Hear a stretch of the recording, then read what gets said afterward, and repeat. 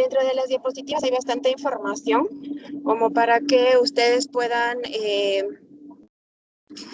poder leerlo y revisarlo en casa. Vamos a leer solo o vamos a revisar solo las partes que son más importantes ahora. Y bueno, vamos a empezar de una vez. Lo que les quería decir es que hay algunos ítems clave que tienen que tener en cuenta para todos los tipos de cánceres que vamos a desarrollar ahora.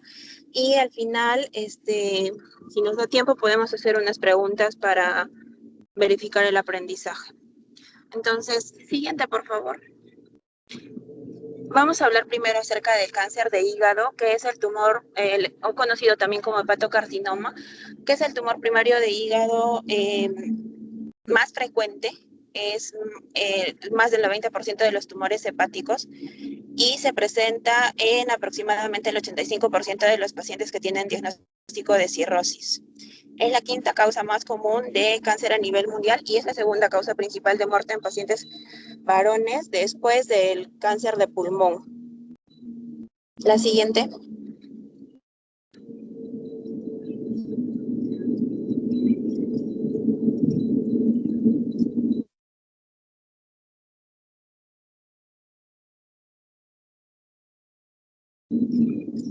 Okay.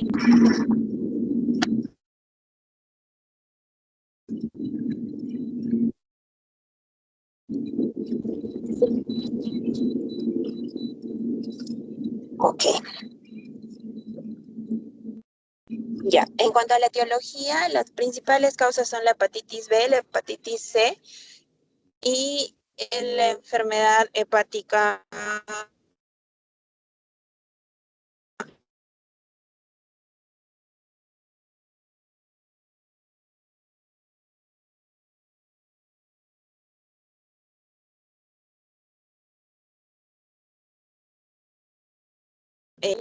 Siguiente.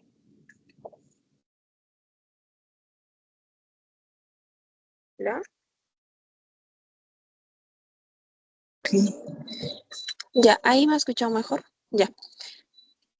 Ya, entonces entre la hepatitis B y la hepatitis C conforman el 70% de la etiología del colangiocarcinoma, 50% la hepatitis, 56% la hepatitis B y la hepatitis C es aproximadamente el 20%. En cuanto a la hepatitis B, ¿cuál es el mecanismo por el cual produce colangiocarcinoma? El virus de la hepatitis B se une al genoma del huésped y a través de eso activa ciertos oncogenes que producen finalmente la aparición del cáncer. Los pacientes que tienen infección por hepatitis B pueden tener colangiocarcinoma con cirrosis o sin cirrosis. Esto es importante que lo recuerden porque en el caso de la hepatitis C, solo los pacientes que tienen cirrosis son los que desarrollan hepatocarcinoma. O sea, la cirrosis para la hepatitis C es es una condición que generalmente o prácticamente tiene que estar presente para que el paciente haga hepatocarcinoma. Sin embargo, en la hepatitis B, no. El paciente puede hacer hepatocarcinoma con cirrosis o sin cirrosis. Ya, en el caso de la hepatitis C, el mecanismo por el cual se produce el cáncer es a través de la inflamación crónica. No hay, ¿cómo decir? Ya, en este caso el virus de la hepatitis C no se une al genoma del huésped, a diferencia de la hepatitis B, y por lo tanto el mecanismo fisiopatogénico es diferente. Ahora, si hay una coinfección viral por virus de la hepatitis B y C, obviamente el riesgo aumenta mucho más. En la anterior, por favor, los predictores para que nosotros digamos que el paciente tiene mayor riesgo de desarrollar hepatocarcinoma en pacientes con hepatitis B son, uno es el predictor, como predictor la carga viral. Si la carga viral es más de 10.000 copias por mililitro, si no es una condición necesaria, pero sí aumenta el riesgo si tiene el antígeno E positivo y si tiene el antígeno de superficie positivo más una carga viral por encima de 1.000 y la coinfección viral que ya las habíamos mencionado. Las siguientes. La siguiente. Ya, en el caso de la hepatitis no alcohólica, que vendría a ser el otro porcentaje de causas de hepatocarcinoma corresponde al 13% de los pacientes y y no necesariamente puede estar presente la cirrosis. Ahora, los pacientes con infecciones por hepatitis B y C están epidemiológicamente mayormente localizados a nivel de Asia y parte de Latinoamérica también, pero en países occidentales tipo Norteamérica en general o Europa también es más prevalente otras etiologías no infecciosas como la esteatohepatitis no alcohólica. La siguiente. Ya, hay otras causas que podrían estar asociadas a la presencia de hepatocarcinomas como alcoholismo y la presencia de aflatoxinas. En el caso del alcohol se considera que un consumo de más de 80 gramos por día de alcohol quintuplica el riesgo de hepatocarcinoma y el mecanismo por el cual produce cáncer es de una forma directa como indirectamente a través de la inflamación crónica en la cirrosis. Cualquier enfermedad que produzca inflamación crónica puede generar hepatocarcinoma a largo plazo. Sin embargo, la siguiente, tenemos que hay mayor incidencia en pacientes con infecciones como hepatitis B y C, que ya lo hemos mencionado. En cuanto a la epidemiología, la edad media de presentación es de 64 años y tiene una supervivencia a 5 años de 18%, es decir que de cada 10 pacientes a los 5 años, 2 sobreviven, ¿no? En la siguiente. Esa es una imagen donde pueden ver cuál es la etiología. En el caso de la hepatitis B, vemos que predomina a nivel de África y también a nivel de Latinoamérica. Todos tienen un componente infeccioso, dependiendo del lugar donde se encuentren. Y el caso de la hepatitis C también, que es más prevalente a nivel de Norteamérica. La siguiente. Esto es lo que les mencionaba en la primera parte. Hazle un clic más, porfa.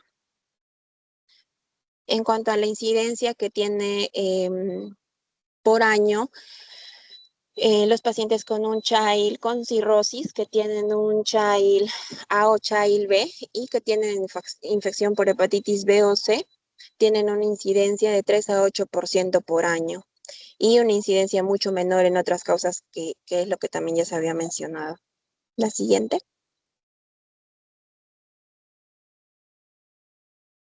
Ya, esto en cuanto a la fisiopatología, ya es para recordar también la hepatitis B, se integra al genoma, activa la mutación de ciertos oncogenes, lo que representa el 60% de los casos del hepatocarcinoma, y en el caso de la hepatitis C, el mecanismo fundamental es la inflamación crónica, la producción de cirrosis y la activación de proteínas estructurales, tanto virales como no estructurales, como las que se mencionan allí. La siguiente. Ya, en cuanto a la histopatología, depende de la diferenciación de los hepatocitos y el patrón trabecular es el más común. El hepatocarcinoma puede ser bien diferenciado, moderadamente diferenciado y pobremente diferenciado. Vamos a ver la siguiente. Ya. Vamos a ver que dentro de la historia clínica podemos encontrar que la clínica depende del estadio del tumor y de la cirrosis de fondo. El paciente que va a ser no cirrótico realmente va a ser asintomático y es por eso la importancia del screening y el control frecuente. Como vamos a ver después, vamos a ver que los pacientes que tienen hepatitis B y C, que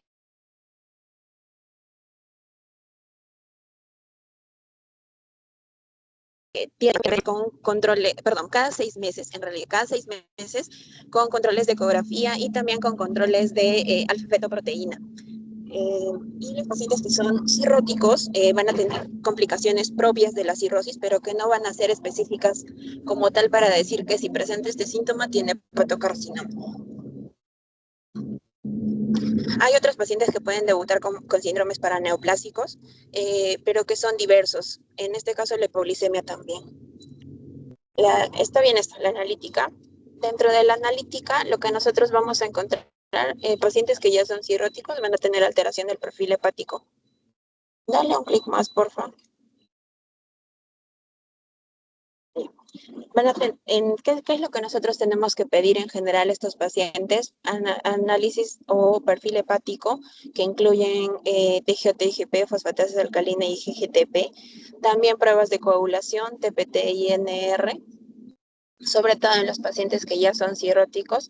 Y para evaluar radiología tendremos que pedir serología viral y para ver enfermedades más raras, alfa-antitripsina, niveles de cobre y saturación de hierro y otros marcadores que tal vez nos podrían ayudar como alfa-fetoproteína, que también nos ayudaría para el control, detección y también el seguimiento.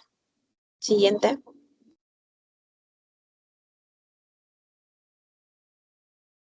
Ya, acerca del alfa-fetoproteína, vamos a ver que los niveles están elevados.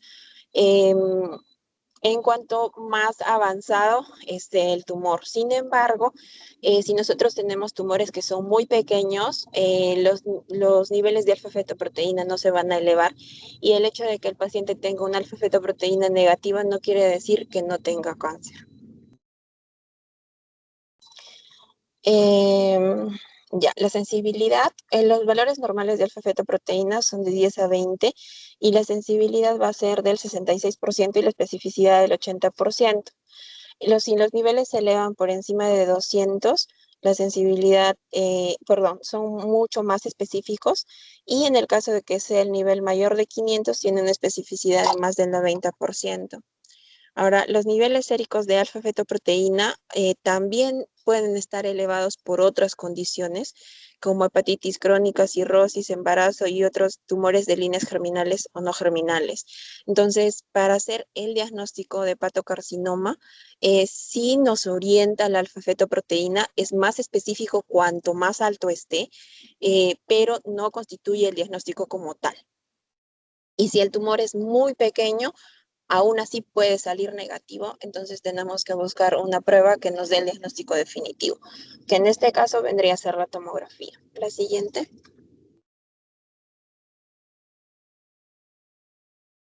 Ya.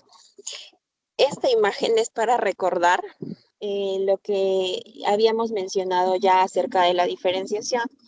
En la parte que está de color anaranjado, vamos a ver que recordamos que en cuanto al tipo histológico podían los tumores ser bien diferenciados, moderadamente diferenciados y poco diferenciados. En el caso de este tipo de clase proliferativa, está más asociado, la diferenciación celular es baja y está más relacionado con la infección por el virus de la hepatitis B.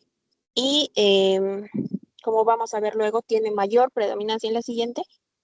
Tiene mayor predominancia de infección a nivel vascular.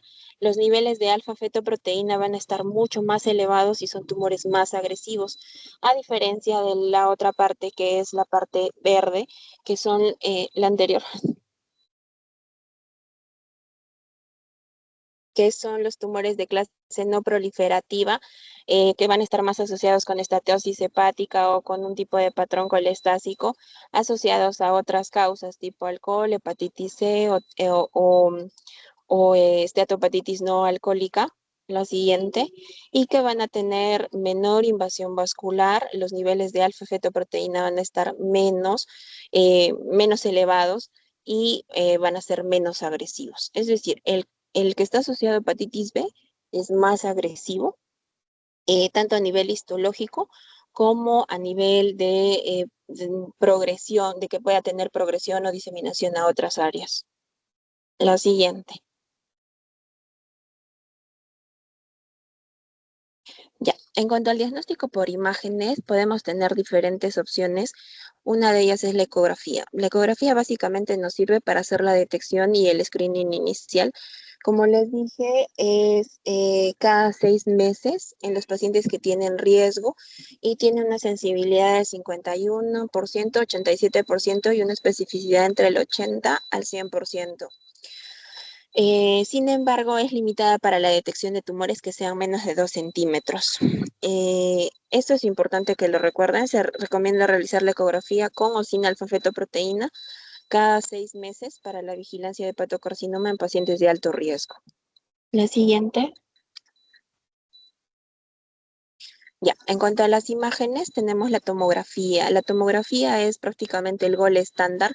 Tenemos que pedir una tomografía trifásica y hay un fenómeno que es un criterio suficiente para poder hacer el diagnóstico.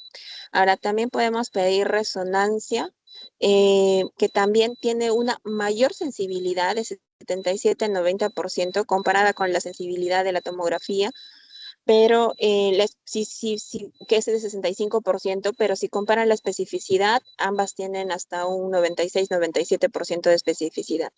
Ahora, para, digamos, cuestión de que de diagnóstico más práctico, vendría a ser la tomografía, que vendría a ser una tomografía trifásica.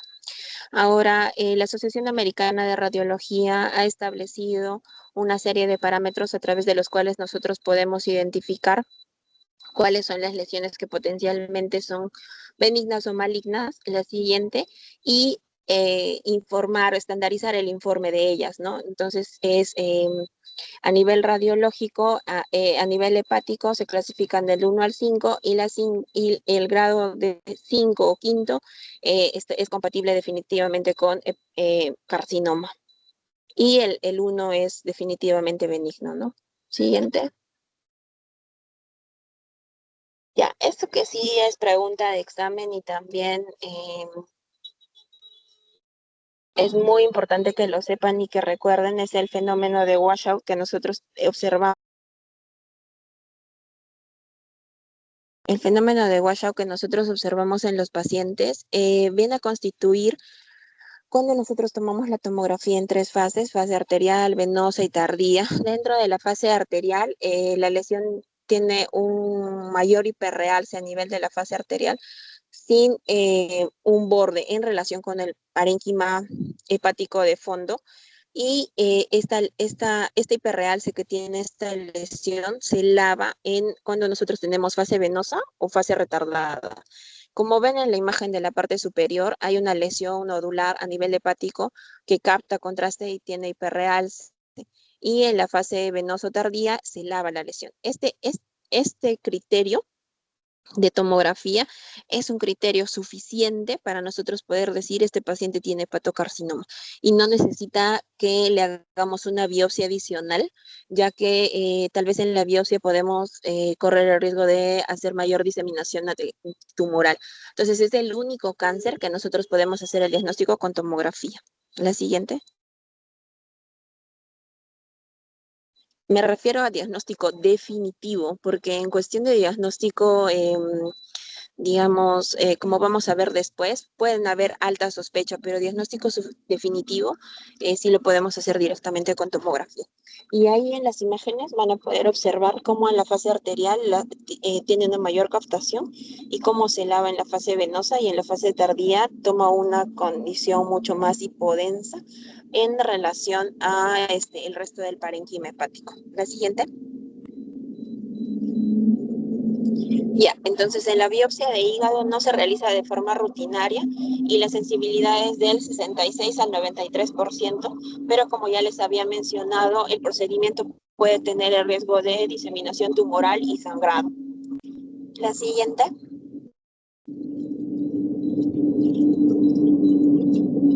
Ya, estos son algoritmos de la NCCN que nosotros podemos utilizar para los pacientes que tienen sospecha de hepatocarcinoma, pacientes en general que tengan cirrosis, Child-A o Child-B de cualquier etiología que ya lo habíamos mencionado, les hacemos el screening, ultrasonido más alfa-fetoproteína, y de acuerdo a si no encontramos nada, pues se continúa el monitoreo cada 6 meses. Si hay un nódulo menos de 10 milímetros, se repite en ultrasonografía cada 3 a 6 meses, y si hay alfa-fetoproteína positiva o un nódulo más de 10 milímetros, pasamos al siguiente algoritmo que incluye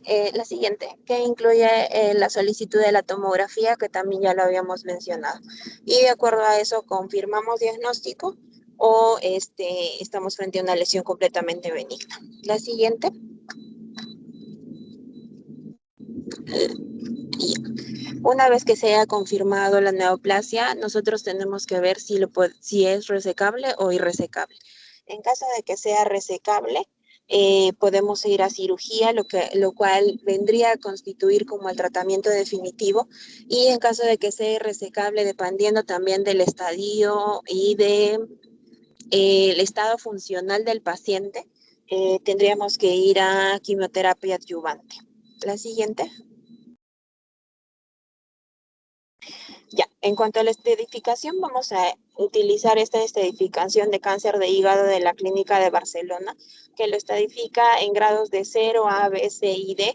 0 y A es estadios tempranos, B intermedio y ya el C y D vendrían a ser estadios avanzados y el D estadio terminal. Y dependiendo de eso van a tener un diferente tratamiento y manejo. La siguiente. Ya, el tratamiento en todo caso es en la resección quirúrgica, como habíamos mencionado, es en el estadio 0 y en el estadio 2, perdón, en el estadio 0 y en el estadio A, que van a ser pacientes que tengan un buen estado funcional y una tumoración menor de 2 centímetros, que son adecuados para resección quirúrgica. Hay algunos factores que nosotros podemos considerar como predictivos de recurrencia, que incluyen elevación microvascular y macrovascular, y en general el riesgo de recurrencia a los 5 años es de hasta el 70%. No se han demostrado que las terapias adyuvantes reduzcan el riesgo de recurrencia, pero obviamente tienen mucho mejor pronóstico que pacientes que tienen estadios en enfermedades terminales. La siguiente. Hay otro tipo de tratamientos que podríamos hacer que vendrían a constituir trasplante de hígado con una recurrencia inferior al 15% y una supervivencia del 60% a los 5 años, del 60 al 80% a los 5 años y del 50% a los 10 años. Hay otros tratamientos también como ablación de tumores. La ablación puede ser a través de radiofrecuencia, que es la que ha demostrado mayor beneficio, menos complicaciones. La siguiente.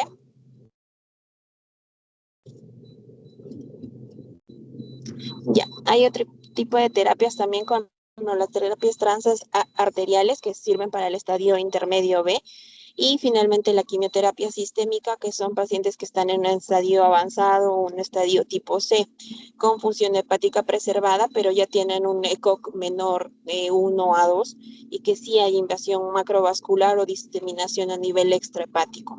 Ahora, en la siguiente imagen lo que nosotros vamos a ver es el tipo de tratamiento. La siguiente. Allá. El tipo de tratamiento que podrían revisar. Les he puesto las guías de las NCCN para que ustedes puedan ver cuáles son los criterios que toma oncología para poder ver si el paciente va a entrar a resección quirúrgica o no, que lo pueden revisar luego con más detenimiento, pero hay un resumen al final. Dale unos 2 o 3 clics más, por favor.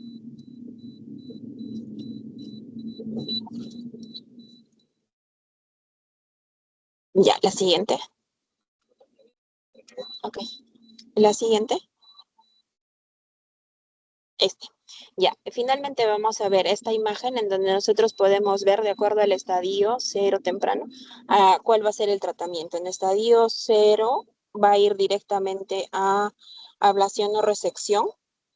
Y en el estadio temprano puede ir a resección, puede ir a trasplante o puede ir a ablación o quimioembolización.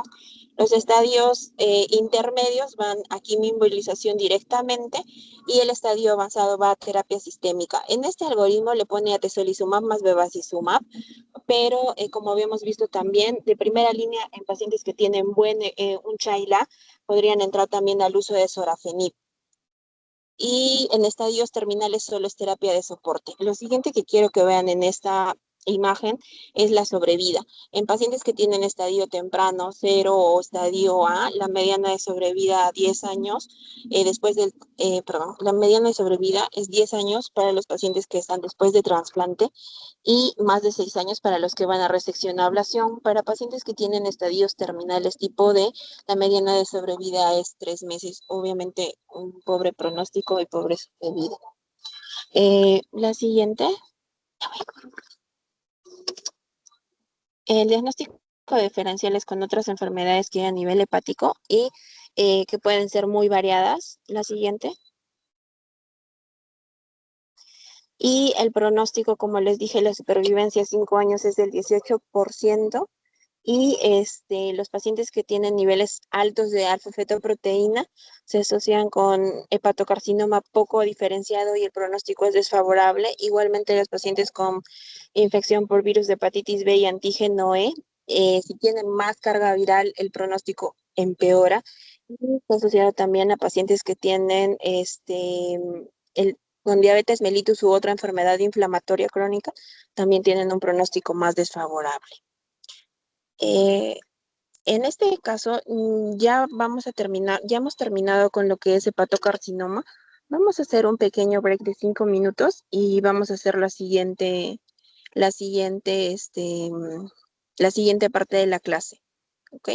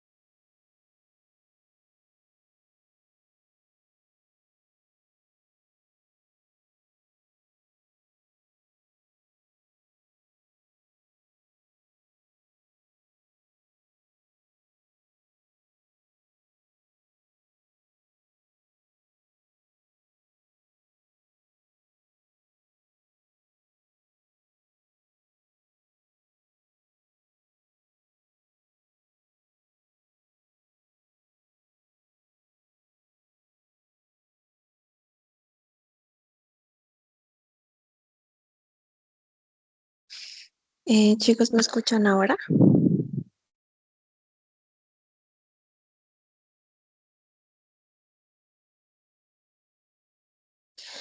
¿Se escucha mejor o se escucha igual? Se escucha mejor, doctora. Ok, ya. Entonces, a ver, no sé si tienen alguna pregunta del tema anterior.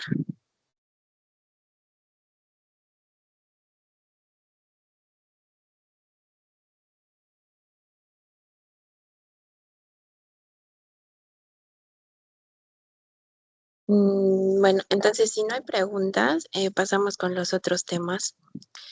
Vamos a hacerlos un poco rápido porque, a ver, bueno, pasemos al siguiente.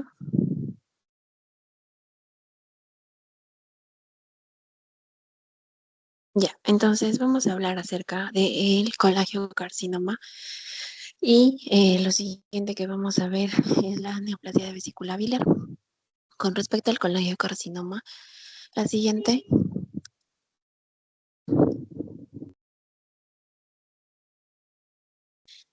am, hay algunos puntos claves que nosotros vamos a poder identificar y que es preciso que lo puedan saber. Vamos a tratar de hacer un resumen aquí en esta diapositiva. eh, en general para estos dos tipos de neoplasias. Estas neoplasias son difíciles de diagnosticar porque no siempre es posible obtener una muestra de tejido para su confirmación y lamentablemente va a ser muy difícil eh, que nosotros hagamos un diagnóstico tal vez temprano o eh, un diagnóstico precoz en realidad. Generalmente lo vamos a detectar en estadios avanzados o localmente invasivos que van a ser difícil su detección. Sin embargo, si lo logramos detectar de forma precoz, la cirugía es curativa y esto es importante. Eh, y ya que incluso se puede hacer antes del diagnóstico tisular confirmatorio en el contexto clínico adecuado. La siguiente. Ya, en cuanto a la etiología, vamos a ver que hay diferentes etiologías. No tienen una fisiopatología clara en realidad, pero hay diferentes factores de riesgo como infecciones parasitarias que son más frecuentes en el sudeste asiático por clonorquis o otro parásito también que es el Lopis torconiasis por el consumo de pescado poco cocido asociado a inflamación biliar crónica inducida por parásitos. Otra fuente de inflamación crónica es la colangitis esclerosante primaria, que aumenta hasta 400 veces el riesgo de poder desarrollar esta neoplasia en comparación con la población general y aumenta mucho más cuando está asociada a enfermedad inflamatoria intestinal. La siguiente. Dentro de las otras etiologías, todo aquello que produzca inflamación puede considerarse como una etiología. Tenemos a los cálculos biliares, las lesiones biliares quísticas, quistes de colédoco y algunos subtipos de NM mucinoso papilar biliar intraductal. La siguiente. La siguiente. Otros tipos de enfermedad hepática crónica, cirrosis de cualquier etiología.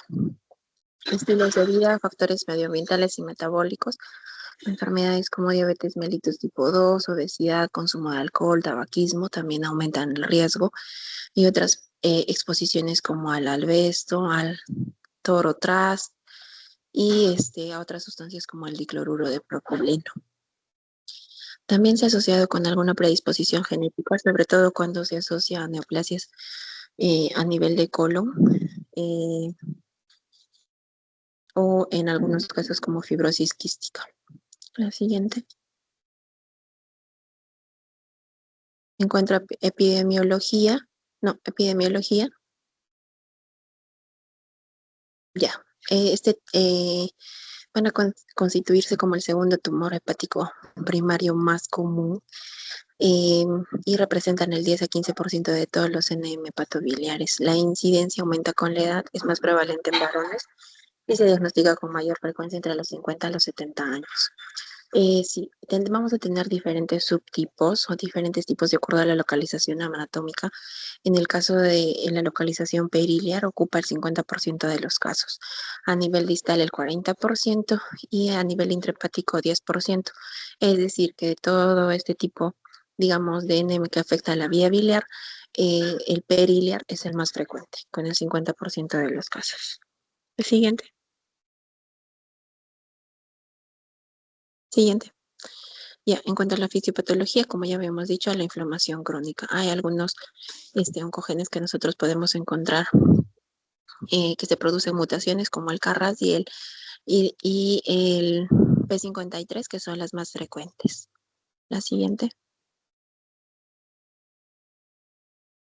Ya, hay la clasificación de acuerdo a su origen anatómico, si es intrahepático o extrahepático, y si es extrahepático, si es periliar o distal.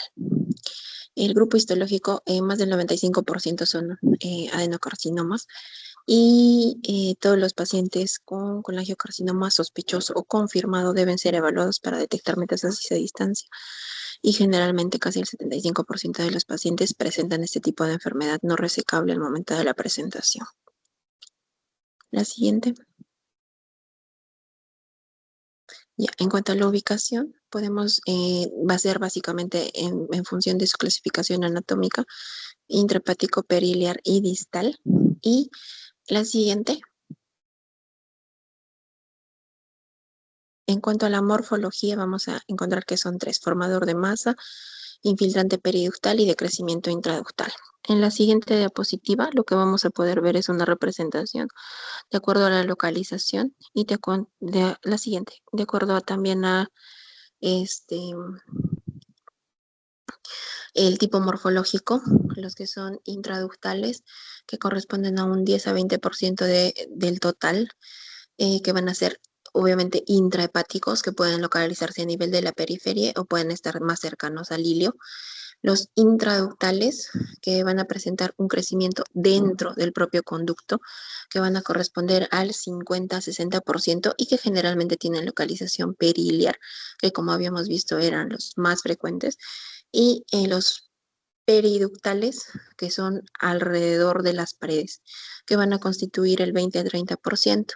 Es importante que pues, podamos diferenciar estos tipos morfológicos de lo que es la ubicación de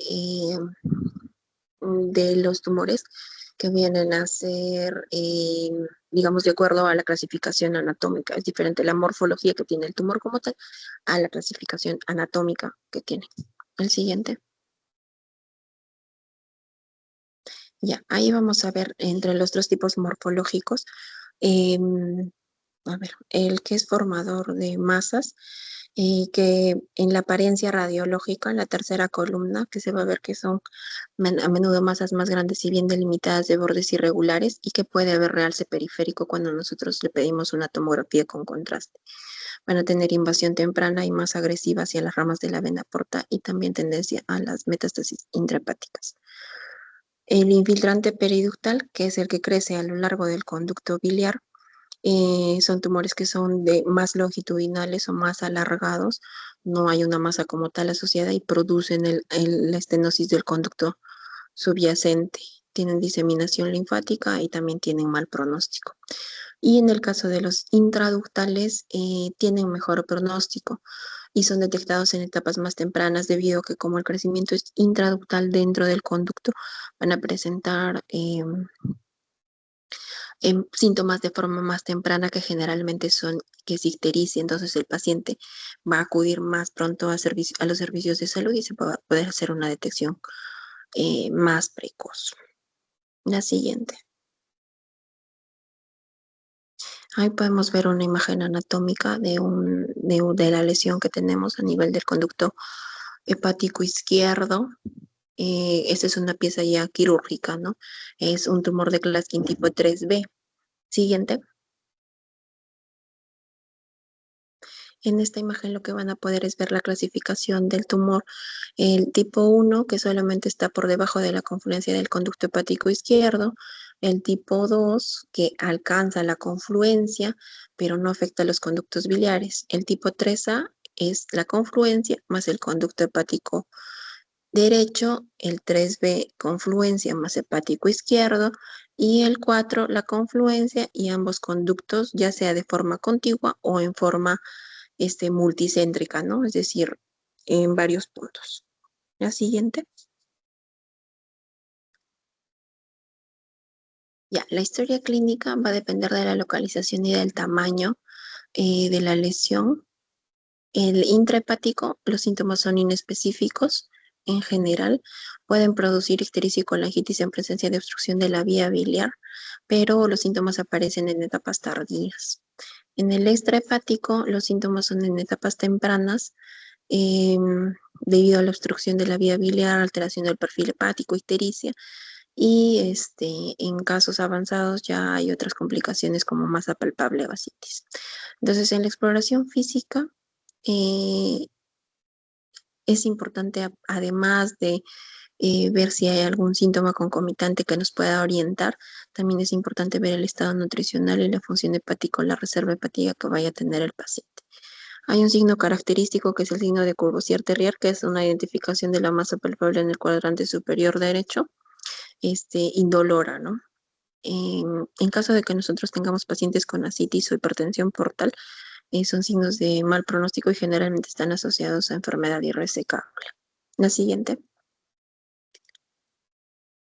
En cuanto a la evaluación, podemos tener evaluación citológica o histológica, dependiendo si se puede llegar a tomar una citología por cepillado o se puede hacer aspiración con aguja fina o biopsia guiada por ecografía. Sin embargo, a pesar de que hemos avanzado bastante en cuanto a técnicas diagnósticas, no llegan a ser completamente suficientes si los estudios no son rentables para poder hacer el diagnóstico definitivo.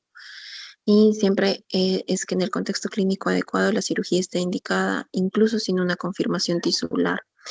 Eh, Ahora, en cuanto a estudios de laboratorios, en general, perfil hepático, hemograma, creatinina, electrolitos, pruebas de coagulación, etcétera, que le pediríamos en cualquier paciente que hagamos el estudio en general de enfermedad, compromiso a nivel hepático, síndrome ictérico, pero no hay un marcador en específico, igual que la clínica, que nos pueda decir si es indicativo de que este paciente tiene una neoplasia, entonces siempre entra dentro del diagnóstico diferencial.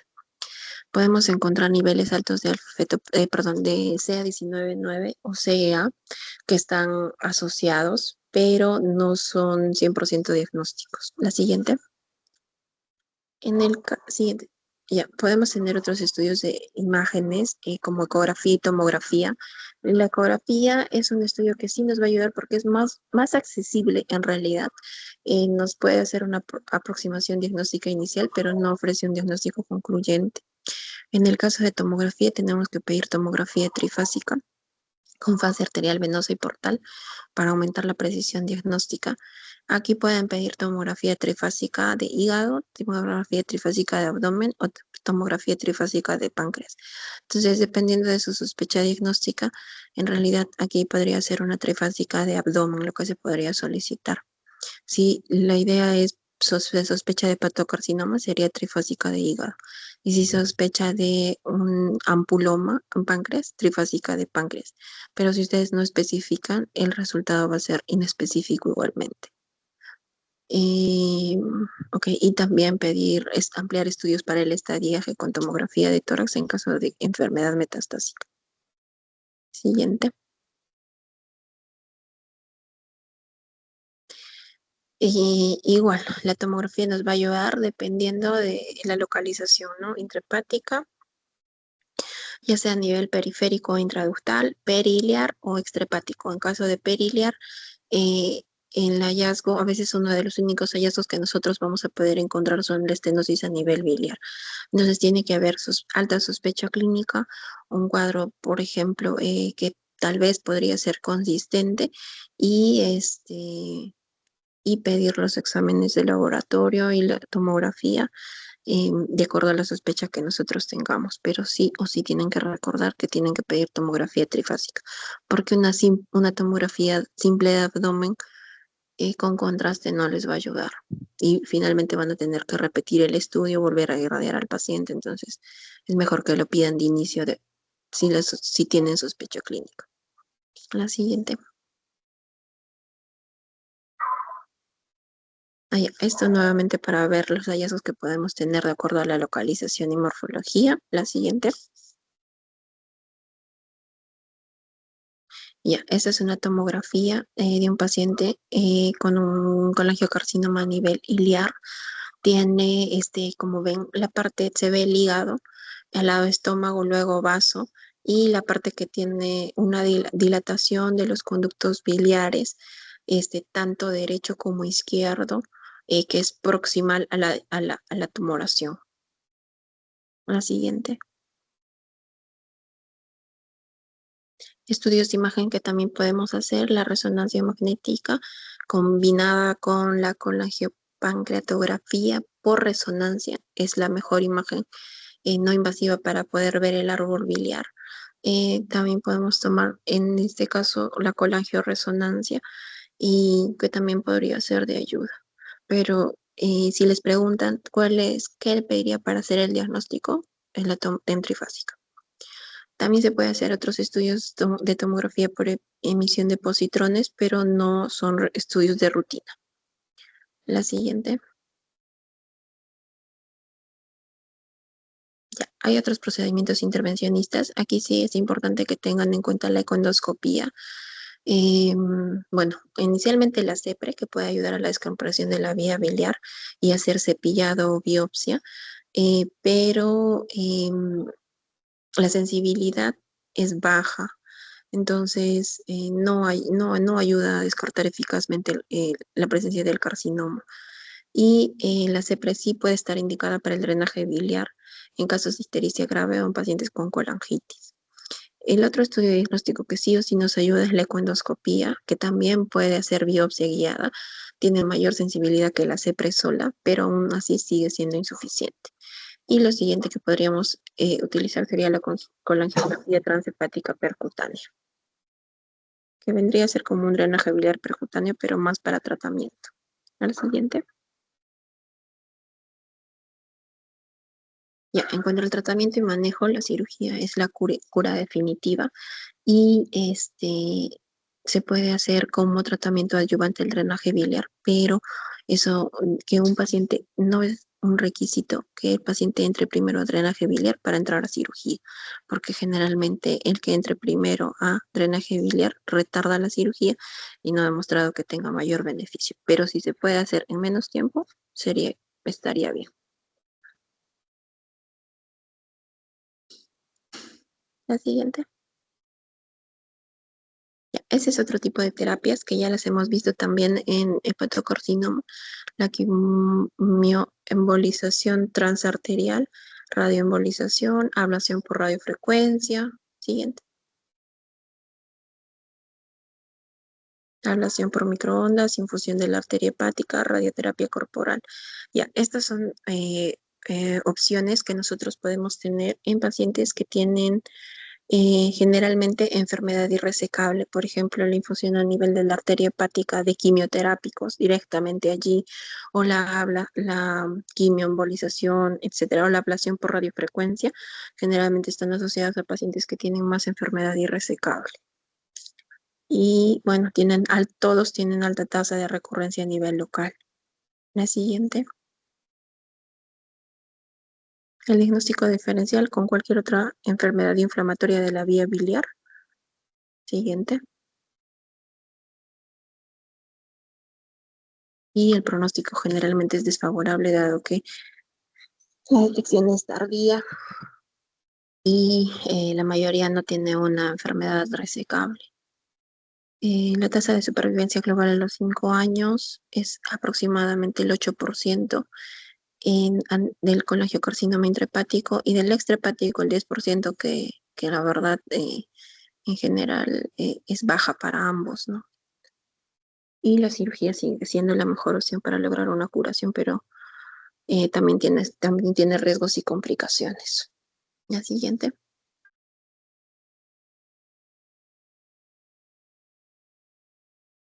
Mm, bueno, eh, las complicaciones derivan del grado de extensión que tenga en la neoplasia. y el momento en el que lo diagnostiquemos. La siguiente. Ya, y finalmente vamos a ver lo que es la neoplasia de vesícula biliar, que si se dan cuenta es bastante parecida al colangiocarcinoma. Siguiente. Es poco frecuente, pero constituye casi la mitad de todos los cánceres de las vías biliares. El pronóstico es desalentador debido a que eh, tanto como la propia biología tumoral es agresiva, como la localización anatómica es difícil de diagnosticar y el estadio avanzado en el momento del diagnóstico hace que el pronóstico sea desfavorable. Nuevamente, la resección quirúrgica seguida de terapia adyuvante ofrece una posibilidad de curación de la enfermedad en etapas tempranas. Y, y tenemos otras opciones como quimioterapia paliativa, pero ya enfermedades avanzadas que tienen peor pronóstico. Siguiente. El siguiente. Ya, en cuanto a la etiología, igual, colelitiasis, calcificación de la vesícula biliar, pólipos vesiculares, colangitis esclerosante o cualquier otra patología que vaya a producir inflamación crónica a nivel de la vía biliar, en este caso de la vesícula biliar. Algo que se ha asociado frecuentemente son los pólipos vesiculares, eh, eh, que pueden desarrollarse entre el 4 a 7% de la población en general y la incidencia aumenta con la edad. El potencial maligno aumenta con pólipos que miden más de 1 centímetro y que son solitarios. Es más riesgo si tienen más de 2 centímetros.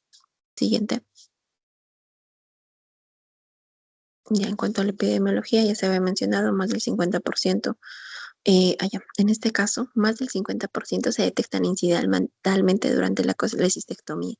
Es decir, que si ustedes hacen una cirugía de vesícula, sí o sí tienen que mandar las muestras a anatomía patológica y revisar el resultado de la anatomía patológica, dado que los pacientes puede ser que sean asintomáticos, solo tengan clínica de cólico vesicular o solamente tengan colelitiasis. Sin embargo, pueden presentar en la anatomía patológica identificación de neoplasia y es importante que se pueda hacer la estadificación o ampliar los márgenes de la cirugía para que el paciente pueda tener un tratamiento curativo definitivo y no tenga progresión a mediano o largo plazo. La tasa de supervivencia global a 5 años es del 19%, mayor que el colangiocarcinoma, pero igualmente sigue siendo baja en general y es más común en mujeres, dado que la colelitiasis también es más frecuente en mujeres. Siguiente. Nuevamente, la fisiopatología es la inflamación crónica que degenera cambios o mutaciones a nivel de o la activación de los oncogenes. Siguiente. Y bueno, ya se había mencionado, ¿no? Suele asociarse con colelitiasis o pólipos vesiculares. Y el patrón microscópico más frecuente es el adenocarcinoma. Siguiente. En cuanto a la historia clínica, el diagnóstico suele ser incidental durante una cirugía, ya que suelen ser asintomáticos. Si es que tienen síntomas, los síntomas suelen ser inespecíficos. Y bueno, en algunos casos podemos tener dolor a la palpación en cuadrante superior derecho, signo de Murphy positivo, ictericia o Courvoisier-Terrier, pero como digo, los síntomas son inespecíficos. En casos más avanzados, ascitis y obstrucción intestinal ya indican enfermedad metastásica. Siguiente. En cuanto a analítica, perfil hepático, hemograma, bioquímico básico, y en cuanto a imágenes podemos hacer el diagnóstico a través de ecografía, tomografía y resonancia. En el caso de esta neoplasia, tendríamos que hacer tomografía y la resonancia también puede ayudar a evaluar la extensión de la enfermedad con mayor precisión. Igualmente se pide TEM trifásica y podemos también hacer uso de otros estudios como econdoscopía, CEPRO, PET-CT, pero PET-CT no es de rutina. Econdoscopía sí ayuda, pero los principales son tomografía y resonancia.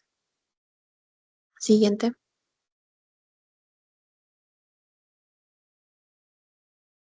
Tenemos otros marcadores como CEA, CA19-9, que se consideran no diagnósticos debido a que no tienen una buena especificidad.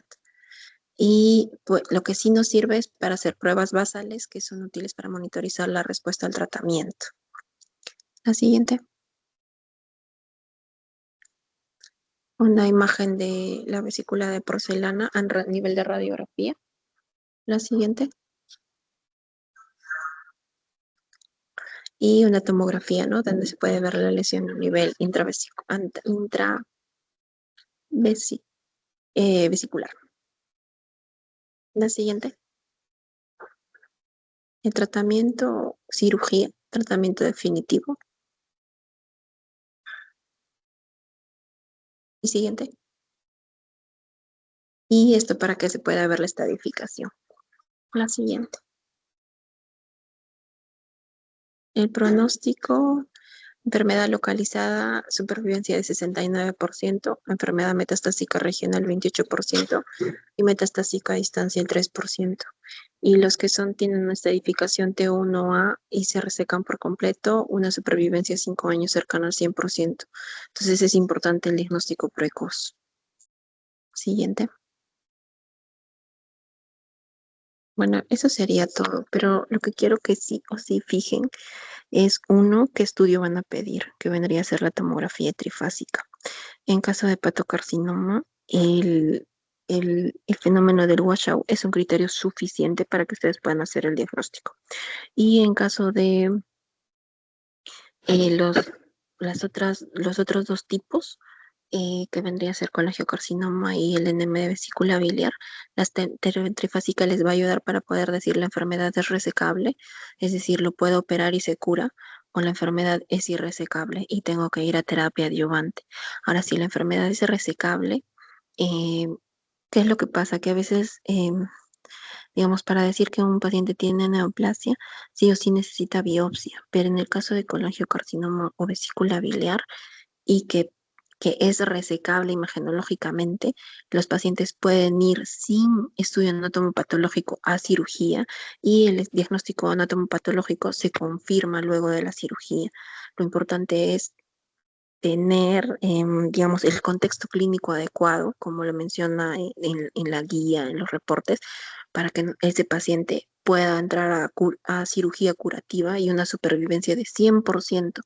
Y dado que si dejamos que la enfermedad avance, la supervivencia viene a ser 8%, 10%, en el mejor de los casos 19%. Entonces, hace una gran diferencia que lo podamos diagnosticar a tiempo y que una vez que tengamos la sospecha, la alta sospecha, pueda entrar a cirugía. Ahora, sí tenemos que tener cuidado en el diagnóstico diferencial, porque el diagnóstico diferencial, por ejemplo, es básicamente en obstrucción de la vía biliar o colangiocarcinoma eh, periliar periliar, que es el 50%, o distal, que es el 40%, es decir, prácticamente el 90% de los colangiocarcinomas van a presentar ictericia como síntoma. La situación es que la ictericia va a ser mayor si producen mayor obstrucción y lógicamente va a ser un estadio más avanzado. Pero lo fundamental que ustedes tienen que recordar es uno, eh, que tenerlo en cuenta dentro del diagnóstico diferencial eh, de los pacientes que vienen en general por clínica en específica, porque la clínica de estos dos va a ser, de estas dos neoplasias va a ser en específica, pero tienen que tenerlo dentro del diagnóstico diferencial. Ahora, lo otro es, ¿qué examen le voy a pedir? Una TEN trifásica, para que dos situaciones. Una, identificar dónde se localiza y dos, si es resecable o no. ¿Qué va a decir si es resecable o no? Si el tumor ha invadido vasos sanguíneos, vena porta, arteria hepática, vena cava, pero lo mayor es la vena porta, ya no va a ser resecable. Ahora hay algunos estadios limítrofes que ya entran a una diferenciación especial, pero si ya hay invasión de vasos, ya no es resecable. Igualmente puedo dar quimioterapia adyuvante para poder tratar de disminuir la carga tumoral y que pueda entrar a cirugía. Pero si ustedes dejan pasar mucho tiempo entre la sospecha y el que el paciente entre a cirugía, su pronóstico va a cambiar definitivamente. Entonces, em, es importante ver, uno, cuándo voy a sospechar, dos, qué le voy a pedir, que sería TEN trifásica, y marcadores tumorales para apoyar mi diagnóstico, no para el diagnóstico como tal, para apoyar mi diagnóstico y tener un basal para ver cómo voy a hacer el seguimiento. Y dos, y tres, determinar si es resecable o no. Y si es resecable, que entre a cirugía lo más pronto posible. Si es irresecable, bueno, podrá entrar a quimioterapia, pero ya pues el pronóstico empeora. Y en caso de hepatocarcinoma, es el único cáncer que se puede diagnosticar solamente con tomografía, con el fenómeno de Washout. O sea, sí es un criterio suficiente y no necesito ir a biopsia. No sé si tienen alguna pregunta. Sí, Rafael. Buenas noches, doctora. Con el colangiocarcinoma, la clasificación morfológica, los periliares son los que crecen intraductalmente, ¿no? No, no, no. O sea, em, O eso no lo claro, entendí no, muy, es claramente. diferente la clasificación morfológica, es decir, el colangiocarcinoma puede presentarse en forma de masas, en forma de eh, crecimiento intraductal o periductal. Ahora, tú puedes tener un colangiocarcinoma perihiliar que puede ser periductal o intraductal, ¿sí? Porque el periliar intrahepático o extrahepático se refiere a la localización en donde lo vas a encontrar. No es un sinónimo de la clasificación morfológica. No sé si me explico. Sí, que son dos diferentes clasificaciones. Sí, son dos diferentes clasificaciones, una en función de la ubicación y otra en función de la morfología del tumor. Ahora, generalmente, digamos, sí podrías establecer un tipo de asociación, pero no es lo mismo. Listo, Con el doctora, formato muchas de gracias. masas, definitivamente no hay, digamos, no vas a encontrar un formador de masas dentro dentro del conducto, ¿sí? El formador de masas incluso puede estar periférico o también puede ser periliar. Son dos clasificaciones diferentes, por eso te digo, podrías tratar de establecer algún tipo de relación, pero no son sinónimos. Listo, doctora, gracias.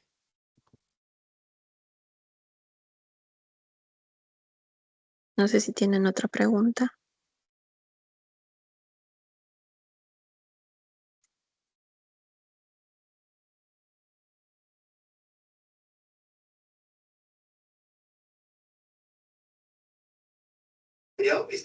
Creo que no hay más preguntas, doctora. Ya, ok. Si no hay más preguntas, entonces ya daríamos por terminada la clase. Por favor, ¿cuándo es su examen? El día lunes. El siguiente lunes, Ok, 24 de noviembre. ya, está bien. De todas maneras, traten de repasar o establecer conceptos clave, clave de la clase de hoy. Y como la mayoría de las preguntas del examen son casos clínicos, y pero no cómo van a hacer el diagnóstico básicamente. El diagnóstico, la estadificación. En cuanto a tratamiento, realmente creo que no creo que vaya a haber tantas preguntas de eso, pero más que todos van a ser de diagnóstico. En este caso, ¿no? Los otros temas no sé. Bueno, entonces si no hay más preguntas, ya daríamos por terminada la clase y gracias por su asistencia. Hasta luego, doctora.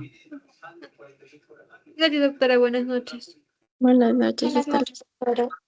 Gracias, doctora. Buenas noches.